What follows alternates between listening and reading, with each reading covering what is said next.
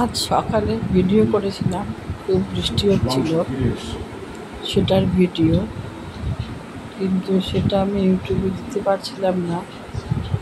অনেকবার ট্রাই করছি, কি প্রবলেম হচ্ছে আমি বুঝতে পারছি না, দিতে পারছিলাম না। খারাপ লাগছিল ভীষণ। যে রেগুলারই তো ইউটিউবে কিছু না কিছু ভিডিও দিতে হবে, তাহলে পরিষ্কার পরিচ্ছন্ন একটা ভিডিও, কিন্তু তাও পারছিলাম না দিতে। তো ভাবলাম রাতে একটু রান্না করবই, রেগুলার তো করতেই হয়, ডিনারের জন্য কিছু প্রস্তুতি। তাই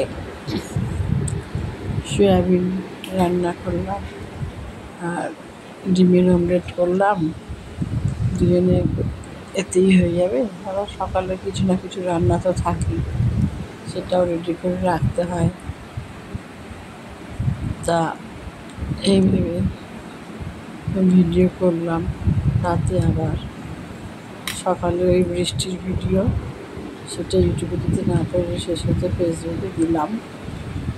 আর রাতে দুজনে ডিনার করবো, সেগুলোকে নিয়ে বসলাম। বসে এবার নিউজ দেখছি আর এই ভিডিও করছি, এটাই চলছে দুটো একসাথে। তারপরে ডিনার কমপ্লিট হয়ে গেল, তারপরে এই দুজনে গল্প গুজব করি, বসে আলোচনা করি এটা ওটা নিয়ে। তারপরে তো আবার রান্নাঘর ক্লিন করার সময় থাকে, কোনো রাত্রে করি, রাখি। কিন্তু রাত সকালে তো আবার করতেই হয় কিছু না কিছু, তো সকালেও করি।